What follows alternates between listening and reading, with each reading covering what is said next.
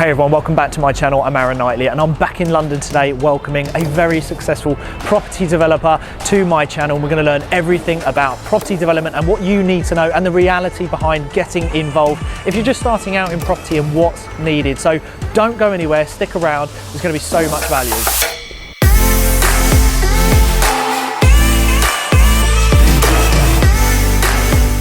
Hey everyone, welcome back to my channel. So today's podcast episode is kindly sponsored by Casita Properties, who are the UK's leading specialist when it comes to discreet off-market UK buy-to-let sales. Their description and information will be in the link below. So I am joined today and welcome Savoys Properties. I've been looking to get you guys on for some time now, so thank you so much for joining me. Thanks for having us. Yeah, thanks for having us, Aaron. Awesome. Well, for the audience today, we're going to be talking about everything property development. Property, especially on social media, seems to be everywhere. Everyone's a property investor or aspiring to get into development, and that's what we're going to be talking about today. So, guys, if you could just introduce yourself and your companies and give us an overview of what you do. So I'm Malkit Sanjay. This is Sanjay Kumar. We are basically Savoys Properties. Myself and Sanjay have known each other since the age of 11. We ventured into purchasing properties over 20 years ago, and the last 10 years we've been developing properties including HMOs, commercial, residential, some new builds and some renovations. Cool, awesome. Well, what I want to start with, I almost want to squash a lot of the noise that's out there first and foremost, because it seems to be everywhere on social media and especially YouTube, certain individuals that pop up claiming that it's very easy to get into when it comes to property development. Now, I don't think it's quite that easy. I've had some involvement in property development before and it's quite hard and the risk is there. So, you know, some of these, I suppose, gurus who say that it's very easy and you don't need any cash in the bank to get into residential, commercial, can we just talk about actually the reality of it? I personally believe that you do need money. You need an element of money. The lenders, they're out there, want you to have some type of skin in the game. Those days of 100% mortgages are long gone. For us, I think it's more of a gradual thing as opposed to like an overnight success. Just saying, well, we've been in it for 20 years and I think only social media we've been in it for less than 2. So we actually built our portfolio and our business up and then decided to go on social media. So I would advise people just to tread with caution. So why property development? So what was the appeal opposed to going down that traditional, just build up a huge buy-to-let portfolio? What was it about property development that stuck out to you guys? I think it's not just the development side of it. We've been into the buy-to-let. That's how we started off. So we had the buy-to-let, the 1 beds and 2 beds, and it was a challenge for us to sort of change the business model, if you like. So we came across HMOs and we thought, it's passive income. There's pros and cons to everything in life. So we thought let's try HMOs. We saw a gap in the market. We entered the HMO world, if you like, and from there we've just gone into developments, new builds, commercials to residentials because of the PD rights and the way everything sort of changed nowadays. It's probably a good thing that we did it. So you did start with that core element of the buy-to-lets. Yeah, originally. That's our foundation. Yeah, and has that given you good entry? Would you say that having that experience in the buy-to-let market and then evolving into property development, because I think people want to jump straight into property development opposed to getting used to property as a whole? I personally would advise to go down the buy-to-let route just because you learn a lot being a landlord. So there's legal responsibilities that you have in place. You need to have your electrical certs, your gas certs, your EPCs. There's many issues that come across which you'll learn along the way. We're dealing with tenants disputes, neighbour issues and so on. So I think it's a good stepping stone before you go into property development. Just try maybe just buying a buy-to-let, give it a paint, just see the feedback that you get from the end users, so your tenant, and then go from there. So what would you say is the best way to get that education? Because obviously that is very much at the foundation before you get into property. Where would you really start? If someone's watching this thinking, I want to get into property, it's been claimed that it's quite easy, but really, where do you start? I would say YouTube, Aaron Knightley's YouTube channel would be a good place. Well, to be honest, just going on like Facebook, Instagram, YouTube, there's so much free content that's out there. Don't fall into the trap of believing from some of these gurus that it's an overnight success. Nothing's that straightforward. But I often say to Sanjay is everyone now is so concerned about being successful and like being in a certain position that you forget the fundamentals. Yeah. So for us, we actually enjoyed the journey over the last 20 years. So we're at a place where we can enjoy our success, but the initial period when starting up and the stresses that went with it is something that is invaluable to us, and it actually led to the foundations of how we act as a business and portray ourselves and the ethics that we're trying to push out there. So you just said there, you hit the nail on the head when you said the word journey. So I don't think that's something that's spoken about enough, is that this might take a while as well. You know, starting, I think there's this perception that you can go into property or even property development and suddenly make this 100, 200,000 and it's net. You know, they never talk about the net. It's always this gross figure that's thrown out there. And it is going to take time, isn't it, to get into property? It is a journey, you just said it. It's an absolute journey, yeah. It takes a long time. Just to add to what Mark said before, when you said where can you go, so they can actually come and see us because we actually do a turnkey solution for people that want to get into properties. You can hear more about and see more about on our Instagram as well, and we can talk about it if you want to talk about it. But yeah, but it is a journey. It's not a get rich quick scheme, which everybody's looking at on Instagram and social media, where people are showing, you know, all the positives and you can get rich and blah blah blah. It's not that easy. There's a lot of risks involved. There's a lot of time involved, and you have to have the knowledge and you have to know what you're doing to actually get into the property side of it. It's not just something you can just wake up and say, well, I'm going to invest X amount of money or do something overnight. It's not that easy. No, totally agree. And what I'll do is I'm going to include all of your links below so people can reach out and actually get in touch with you about that. Okay. And this is something I want to touch on, is risk, because this is, in any investment, personal finance, there is always an element of risk. And I don't feel that this is spoken enough of when it comes to seeing a lot of these educators. They talk about the big numbers, you know, that kind of hook, line, sinker, reel them in, but there is a reward for a big risk as well. How do you deal with the risk? I think our dealing with risk is just from our education that we've had throughout the process. We've not been on any formal training courses, but our 20 plus years within the property market has allowed us to learn.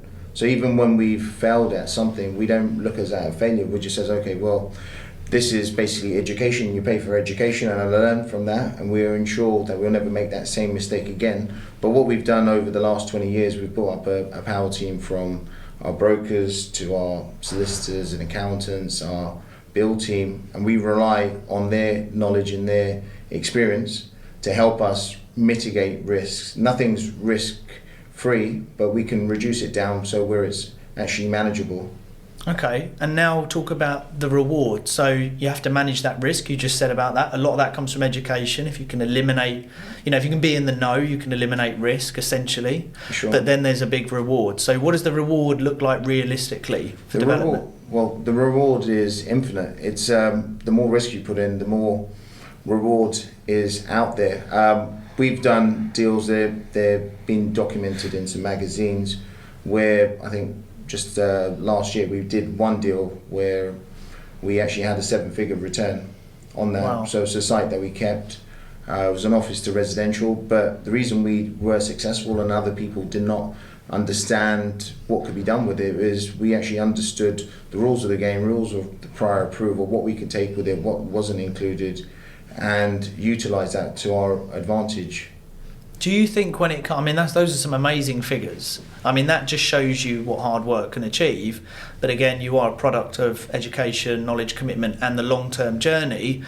Now, when it actually comes to development, if someone's watching this in the audience and they're thinking, okay, I've done a little bit of buy-to-let, I've done dibble-dabble, done a refurb, I want to get into property, what would you say?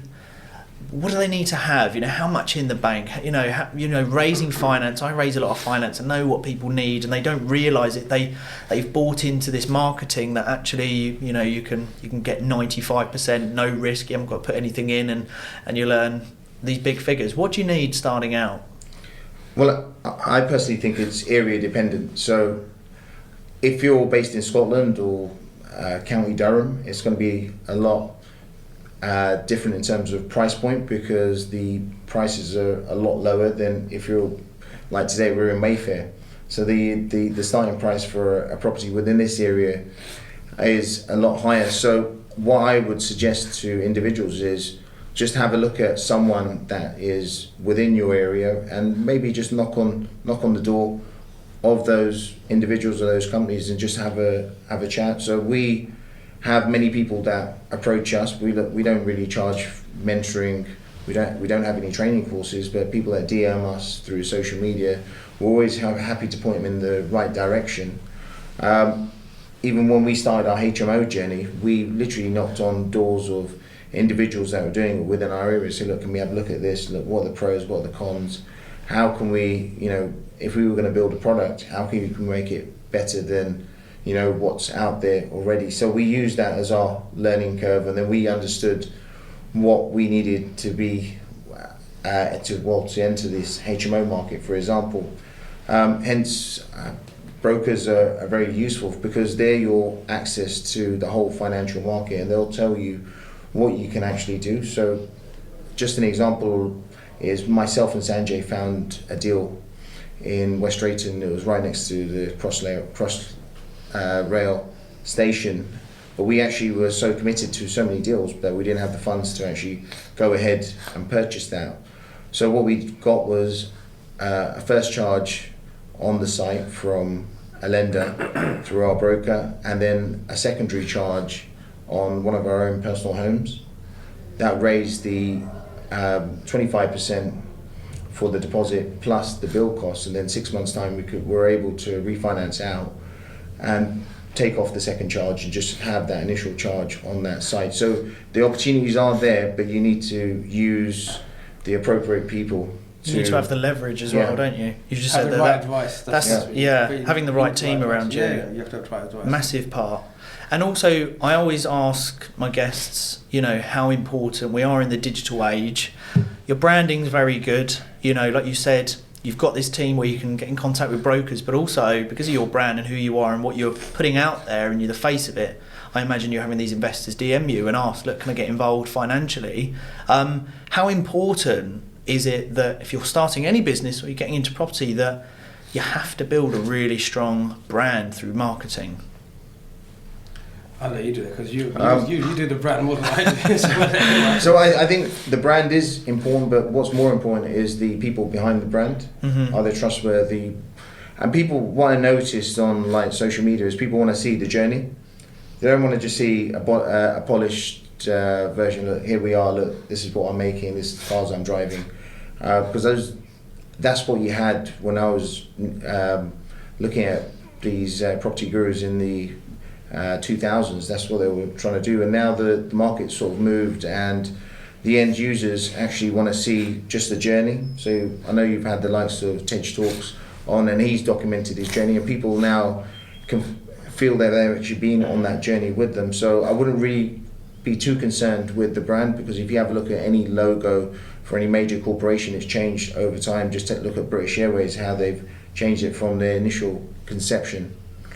But I think it's more about the people behind the brand, the ethics, their objective, and what they're actually doing, and the impact they're having within their area of the property market. No, it's awesome.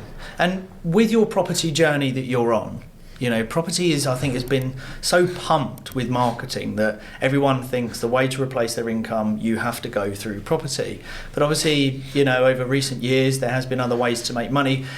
As we sort of come to sort of finalise here, is there any other areas of interest through investments, alternatives? Are you involved in anything else that interests you? We don't know. To be honest with you, we sort of branched out within the property world. So we started with ourselves doing our own investments, as we've discussed.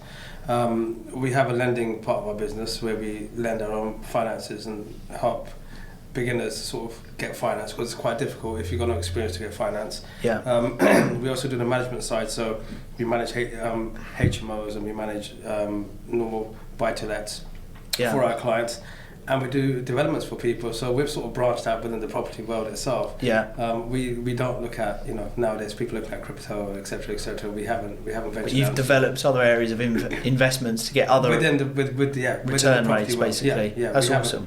Yeah, so as we finish up, there's been huge amounts of value. What would be your top tips for those watching thinking this year I'm going to get into property development, whether it be small, medium, or they're going to go big? What would be your top tips to finish off before they start? Look, I'd probably say something, and Malkit would say something. My thing would be, look, in COVID, everybody realised, it was a difficult time for the whole world, and it opened our eyes as was anybody else's that you have to diversify. So I believe whatever you're doing, whether you've got a 9-to-5 job or you have to diversify, and property is a good place to diversify. Yeah. So I would actually say that you need to educate yourself, whether it's through a trusted training individual or company, or through a lot of the information that's out there. Basically just get out there and network as well, because what I've noticed is even we're still active in just meeting people and just having a coffee and discussing like their strategies, their journey. It actually helps build yourself. You learn from other people. And I think in life, you don't never have the confidence that 100% go into something and say, yeah, I know this is going to be a success. You basically get the confidence after you actually go out and do it. So there's always, even today for me at Sanjay, we were taking a project on, there's always some nerves there. But where you only get the confidence afterwards, and then that allows you then to go on to try to do bigger and better things. Yeah, amazing. Well, awesome value. I hope there's many takeaways, many notes made by the audience. And guys, it's been awesome to have you on the channel. A lot of learning for me as well. And for everyone who's been watching, actually, guys, where can people reach out to you if they want to get in contact and learn more? Yeah, we're most active on Instagram, so Savoys Properties, and Savoys Properties on LinkedIn. Awesome. Well, all the links will be in the description below. Guys, thanks so much for coming on. And for everyone that watched, we'll see you all very soon.